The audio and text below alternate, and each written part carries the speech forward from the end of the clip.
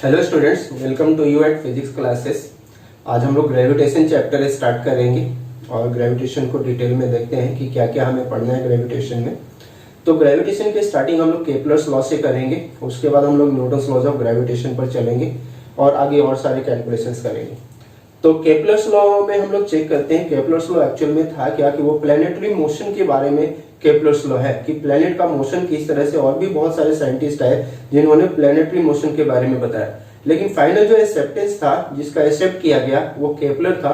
तो Kepler's law के Kepler's के 3 लॉ है। केपलर्स के 3 लॉ है, जिसमें से फर्स्ट लॉ है लॉ ऑफ ऑर्बिट, यानी प्लैनेट किस तरह के ऑर्बिट पर मूव करते हैं, उसके बारे में केपलर ने अपने फर्स्ट लॉ में बताया। सेकंड लॉ है प्लैनेट की, इसमें Kepler second law, that is law of area. तो लॉ ऑफ एरिया के बारे में हम लोग चेक करेंगे। और थर्ड लॉ है केपलर्स का, that is Kepler's law of period. तो पीरियड है, तो इस तरह से हम लोग 1 बाय 1 करके चेक करते हैं। तो फर्स्ट हम लोग स्टार्ट करते हैं यहाँ पर ग्रेविटेशन में केपलर्स लॉ। केपलर्स लॉ, और किस लिए केपलर्स का लॉ था? कि प्लैनेटरी मोशन के लिए था। प्लैनेटरी मोशन यानी प्लैनेट के मोशन के बारे में केपलर ने अपने ये लॉ दिए थे। अब हम लोग देखते हैं केपलर्स ने कितने लॉ दिए थे। तो क्लियर कर लिया हमने कि 3 लॉ दिए थे। तो जिसमें फर्स्ट लॉ क्या है? Kepler's first law, that is law of orbit. Law of orbit. तो लॉ ऑफ ऑर्बिट है क्या? इसमें देखते हैं, स्टेटमेंट चेक करते हैं। All the planets moves in an elliptical orbit. Elliptical orbit यानी प्लैनेट का ऑर्बिट कैसा होगा? इलिप्टिकल होगा। All the planets moves in an elliptical orbit with sun at one of its foci.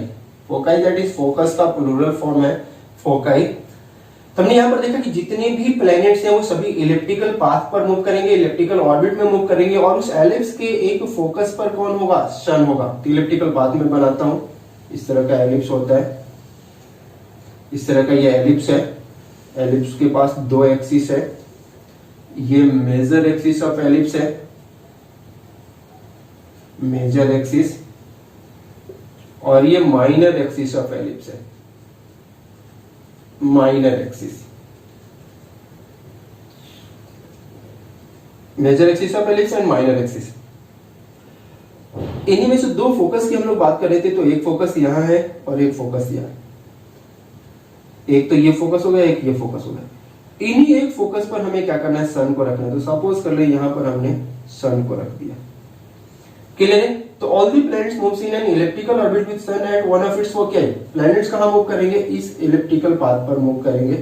इस इलिप्टिकल पाथ पर इस तरह से क्या होंगे? ये प्लैनेट मूव करेंगे, इस तरह से ये प्लैनेट मूव करेंगे। तो हमने ये देखा कि लॉ ऑफ ऑर्बिट क्या है, यानी जितने भी प्लैनेट्स हैं वो इस तरह के इलिप्टिकल पाथ पर मूव करेंगे, और उस एलिप्स के एक फोकस पर क्या होगा? सन होगा। जैसे एक तो फोकस ये F1 मान लेते हैं और इस फोकस को हमने F2 मान लिया। तो इस फोकस पर क्या होंगे? सन होंगे। अब जैसे हम लोग अगर इनका डिस्टेंस लेना चाहे, ये मेजर एक्सिस, तो इसको 2a मान लेते हैं, ये 2a ले लेते हैं मेजर एक्सिस। और माइनर एक्सिस का अगर डिस्टेंस हम लोग लेना चाहे तो ये माइनर एक्सिस का हम लोग डिस्टेंस यहां से ले सकते हैं, इसको 2b मान लेते हैं। ये 2b हमने ले लिए। तो 2a यहां पर कंप्लीट मेजर एक्सिस का है, यानी यहां से यहां तक हमें लेना है तो ये 2a ले लिया, यहां से यहां तक लेना हमें 2b ले लिया। अगर इसका हाफ लेंगे तो ये सेमी मेजर एक्सिस होगा, ये सेमी माइनर एक्सिस होगा। तो सेमी मेजर एक्सिस इसको a ले सकते हैं और इसको b ले सकते हैं। तो अगर इसको ओरिजिन ले लें तो ये अपने पास कितना हो जाएगा? यहां से यहां तक ये b आ जाएगा, और इस साइड में ये क्या आ जाएगा? a आ जाएगा। फिर तो एलिप्स की बात हो गई कि हमें क्या करना है? इसमें सिर्फ लॉ ऑफ ऑर्बिट में सिर्फ इसका प्लैनेट का हम लोग मोशन देखना चाह रहे थे कि प्लैनेट का किस तरह का मोशन होगा। तो प्लैनेटरी मोशन किस तरह का? ऑर्बिटल मोशन है, यानी जो ऑर्बिट में ये मूव कर रहे हुए ऑर्बिट किस तरह का ऑर्बिट है? तो ये इलिप्टिकल ऑर्बिट है।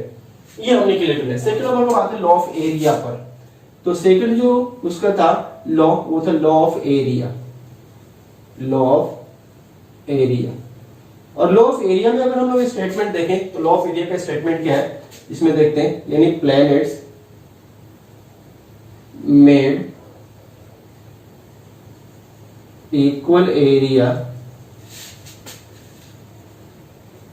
with sun in equal intervals of time, in equal intervals of time. यानी प्लैनेट जो सन के साथ एरिया बनाएंगे इक्वल टाइम इंटरवल में, वो इक्वल एरिया होगा। जैसे अभी हम लोग बात कर रहे थे कि प्लैनेट्स क्या होंगे, इलिप्टिकल पाथ पर मूव करेंगे। प्लैनेट्स क्या होंगे, इलिप्टिकल पाथ पर मूव करेंगे। यहां हमने सन को ले लिया, एक फोकस पर, दो फोकस होंगे, एक फोकस पर हमने क्या कर लिया, सन को ले लिया। अब सपोज कर ले प्लैनेट इक्वल टाइम इंटरवल में इक्वल एरिया बना रहा है, यानी इस तरह से अगर प्लैनेट ये यहां से यहां तक अगर आया तो यहां से ये एरिया बना रही है प्लैनेट, ये प्लैनेट ये एरिया बना रहे हैं। यानी सपोज कर ले ये ए से लेके बी तक आने में, और ये ए से बी कितने टाइम में आया, सपोज कर लो डेल्टा टी एक टाइम में आया, और जो इसने एरिया ये बनाया ये एरिया A1 सपोज कर ले। यानी ये A1 एरिया इस प्लैनेट ने सन के साथ बनाया है, और कितने टाइम में बनाया है, डेल्टा टी टाइम में बनाया, हमने A1 एरिया मान लिया। अब इसी तरह से फिर ये सपोज कर ले कि वही प्लैनेट इस तरह से मूव करता हुआ यहाँ पर आ गया, यानी इस P पोजीशन पर आ गया, और फिर Q पर आया। तो फिर P से Q के बीच में जो इसने एरिया बनाया, ये जो एरिया बनाया इस प्लैनेट ने, ये जो एरिया बनाया, अब ये एरिया भी उतने ही टाइम में इसने बनाया जितने टाइम में इसने A से B के बीच में बनाया था। यानी ये टाइम इंटरवल दोनों क्या है, सेम है।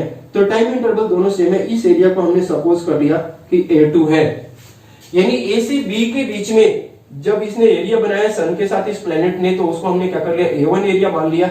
और P से Q के बीच में जब हमने क्या किया कि इस प्लैनेट ने जो सन के साथ एरिया बनाया उसको हमने A2 एरिया मान लिया।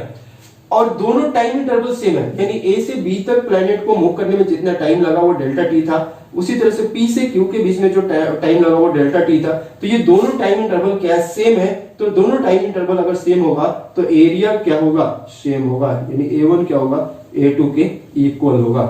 तो ये है लॉ ऑफ एरिया। अब यहां से क्या, यानी ये एरिया अगर हम लोग बात करें दूसरी चीज की, A1 बाई अगर डेल्टा टी ले और A2 बाई डेल्टा टी ले, तो A1 by delta T, A2 by delta T भी क्या होगा, सेम होगा। और इसको A1 by delta T, A2 by delta T को हम लोग क्या बोलते हैं, ये एरियल वेलोसिटी बोलते हैं, ये एरियल वेलोसिटी है। तो इस तरह से हमने क्या किया, उसने अपने सेकंड लॉ में बताया, लॉ ऑफ एरिया में, कि कोई भी प्लैनेट जो है वो इक्वल टाइम इंटरवल में सन के साथ जो एरिया बनाएंगे वो एरिया क्या होगा, इक्वल होगा। तो हमने यहाँ पर चेक किया कि A1 A2 के बराबर होगा। A1 A2 के बराबर कब होगा, जब ये डेल्टा टी और ये डेल्टा टी, यानी A से B के बीच में भी टाइम उतना ही हो जितना P से Q के बीच में टाइम हो। तो P से Q के बीच में, इसको Q हमने माना था, तो P से Q के बीच में भी उतना ही टाइम होना चाहिए। कुछ और क्या कंसेप्ट हम लोग चेक करते हैं इसी में सेकंड लॉ में। तो सेकंड लॉ में कुछ और कंसेप्ट हम लोग चेक करते हैं, वो देखते हैं क्या कंसेप्ट है। तो अभी हम लोग चेक कर रहे थे सेकंड लॉ, ये डायग्राम फिर से री बनाते हैं, हम लोग रिकंस्ट्रक्ट करते हैं। अब यहां पे ये तो हमने सन ले लिया, ये सन ले लिया हमने, ये सन का पोजीशन है। सपोज कर लिए प्लेनेट एक बार तो यहां है और एक बार ये प्लेनेट यहां, ये प्लेनेट है, अर्थ ले सकते हैं, क्या कोई और प्लेनेट ले सकते हैं, प्लेनेट ये। अब ये जो डिस्टेंस है ये मैक्सिमम डिस्टेंस है इस प्लेनेट का सन से, और ये मिनिमम डिस्टेंस होगा इस प्लेनेट का सन से। क्लियर है? यानी ये जो डिस्टेंस है, ये डिस्टेंस यहां से यहां तक, ये डिस्टेंस धीरे धीरे इधर आएगा तो डिक्रीज होता चला जाएगा, और यहां से आएगा तो धीरे धीरे इससे मिनिमम डिस्टेंस नहीं मिलेगा। यानी ये जो डिस्टेंस है अपने पास, ये क्या है, मिनिमम डिस्टेंस होगा, मिनिमम डिस्टेंस होगा किसका, प्लेनेट और सन के बीच में। और ये जो डिस्टेंस है अपने पास, ये मैक्सिमम डिस्टेंस होगा, मैक्सिमम डिस्टेंस होगा प्लेनेट और सन के बीच में। ये जो डिस्टेंस होगा मैक्सिमम डिस्टेंस होगा प्लेनेट और सन के बीच में, और ये जो डिस्टेंस अपने पास ये मिनिमम डिस्टेंस है प्लेनेट और सन के बीच में। अब एक चीज यहाँ पे जो हम लोग एक्चुअल में कैलकुलेट करना चाह रहे हैं, इस पॉइंट पर जो प्लेनेट का वेलोसिटी होगा, यानी वेलोसिटी ऑफ प्लेनेट क्या होगा, इस पॉइंट पर मिनिमम होगा, और इस पॉइंट पर जो वेलोसिटी ऑफ प्लेनेट होगा वो मैक्सिमम होगा। हम लोग इसी को जानना चाह रहे थे कि जब डिस्टेंस मैक्सिमम होगा तो उसका वेलोसिटी क्या होगा, मिनिमम होगा, और जब डिस्टेंस मिनिमम होगा तो वेलोसिटी क्या होगा, मैक्सिमम होगा। यानी प्लेनेट मैक्सिमम वेलोसिटी से इस पोजीशन से पास होंगे और मिनिमम वेलोसिटी से इस पोजीशन से पास होंगे। यानी यहां से एक कांसेप्ट हमें समझ में आया, वो क्या कांसेप्ट है कि प्लैनेट्स जैसे जैसे सन के नियर बाई आते जाएंगे वैसे वैसे उनका स्पीड बढ़ता चला जाएगा, और जैसे जैसे सन से दूर जाएंगे वैसे वैसे उनका स्पीड क्या होगा, घटता चला जाएगा। एक तो कांसेप्ट हमने ये चेक कर लिया। दूसरा, अगर हम लोग क्या कर ले, सपोज कर ले इन पॉइंट्स का नेम अगर ए एंड बी रख ले, इसका बी हमने रख लिया, इसका ये रख लिया। तो ए और बी पर हम लोग क्या कर देंगे, यहाँ पर अपने पास एंगुलर मोमेंटम कंजर्व होगा। ए और बी पर अगर हम लोग मोमेंटम की बात करें तो एंगुलर मोमेंटम कंजर्व होगा। तो एंगुलर मोमेंटम यहाँ पर मास वेल यानी मास तो क्या होगा, ये सेम प्लेनेट है तो मास तो उसका कांस्टेंट होगा। अब बच गया वेलोसिटी और यहाँ पर क्या, ये डिस्टेंस, तो इस डिस्टेंस को अगर r1 मान ले और इस डिस्टेंस को अगर r2 मान ले, तो यहां से velocity multiplied by this distance and this velocity multiplied by this distance हम लोग ले सकते हैं। और किसी भी पॉइंट से लिया जा सकता है, सिर्फ इन्हीं पॉइंट्स पर नहीं, किसी भी पॉइंट से लिया जा सकता है। जिसे सपोज कर ले, यहां से हमने ये ले लिया प्लेनेट, सपोज कर ले यहां पर है, ये v1 वेलोसिटी से है और ये सन है, सन से ये जो डिस्टेंस है सपोज कर लो r1 है। अब प्लेनेट जो है यहां पर है और ये r2 डिस्टेंस है और v2 वेलोसिटी से है। मास तो इसका क्या होगा, सेम होगा, क्योंकि एक ही प्लेनेट है तो मास सेम होगा। यहां से हम लोग क्या कर सकते हैं, यानी यहां से जो डिस्टेंस है इन तीनों का प्रोडक्ट और यहां से इन तीनों का प्रोडक्ट क्या कर देंगे, बराबर कर देंगे। यानी यहां से m v1 r1 को हम लोग क्या कर सकते हैं, m v2 r2 के बराबर कर सकते हैं। तो ये कंजर्वेशन ऑफ एंगुलर मोमेंटम के बेसिस पर हमने इसको लिख लिया। तो इस कंसेप्ट से हम लोग क्या कर सकते हैं, बहुत सारे प्रॉब्लम्स को सॉल्व कर सकते हैं। नेक्स्ट हम लोग लॉ ऑफ पीरियड देखेंगे, third law that is law of period. और लॉ ऑफ पीरियड क्या है, चेक करते हैं। Square of time period, square of time period that is capital T ले लेते हैं, of revolution, square of time period of revolution of planet around sun, around sun, यानी square of time period of revolution of planet around sun is proportional to, proportional, that is directly proportional to the cube of mean distance, cube of mean distance of planet from the sun। Clear है, यानी T square directly proportional होगा किसके, are cube के ले लेते हैं। यहां पर टी और आर क्या है, इसको चेक करते हैं कि what is T and R. तो अभी हम लोगों ने देखा था जब डायग्राम बनाया था, इस तरह से हमने डायग्राम बनाया था। ये सन है, सपोज कर ले प्लेनेट यहां है, ये प्लेनेट है। तो ये जो डिस्टेंस है इसी को हम लोग मेन डिस्टेंस बोल रहे हैं, इसको हमने आर ले लिया। और ये प्लेनेट वन कंप्लीट रिवॉल्यूशन जब कंप्लीट करे सन के सराउंडिंग में, तो जो टाइम लगेगा उसको कैपिटल टी ले लिया।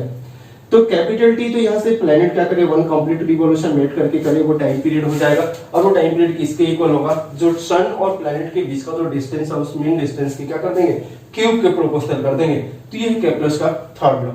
इस तरह से हम लोगों ने केप्लर्स का first law, second law and third law check किया। अब हम लोग एक दो प्रॉब्लम चेक करेंगे।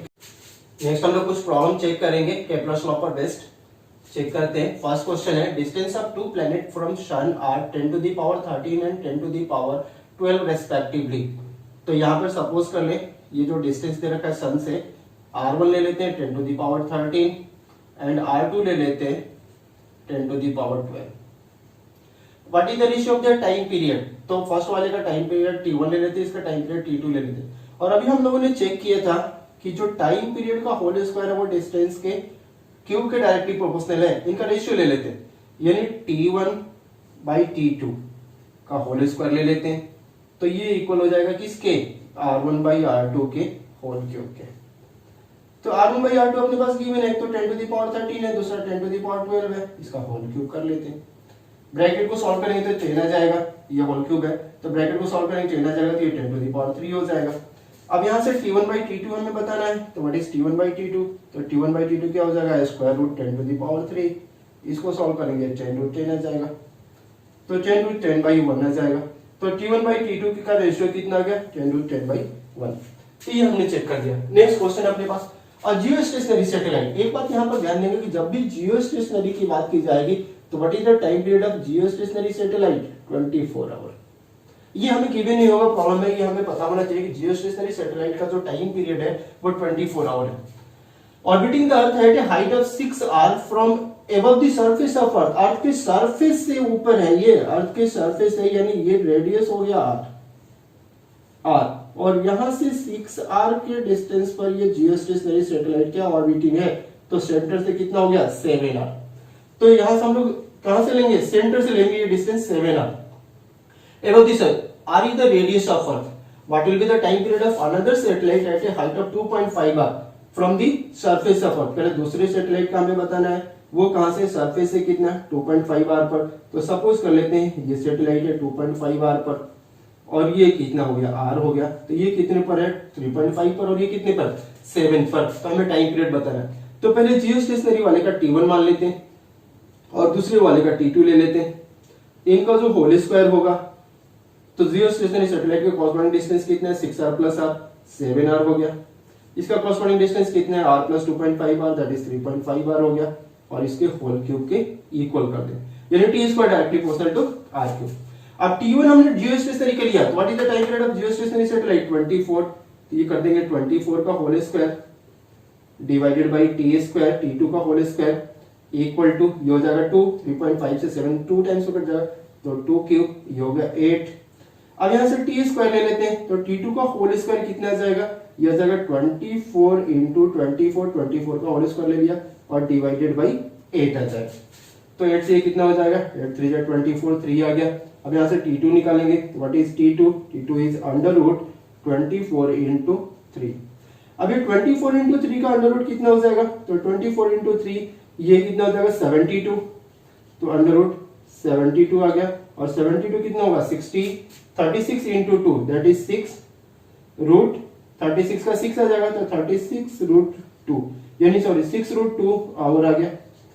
तो what is the time period of second satellite 6 root 2 hour यानी वो 24 आवर में वन कंप्लीट रिवॉल्यूशन ले रहा था तो ये 6 रूट 2 आवर में वन कंप्लीट रिवॉल्यूशन लेगा। तो ये जो हमें फाइंड आउट करना था सेकंड सैटेलाइट का टाइम पीरियड तो कितना हो गया 6 रूट 2 आवर। तो इस तरह से हम लोग क्या कर सकते हैं।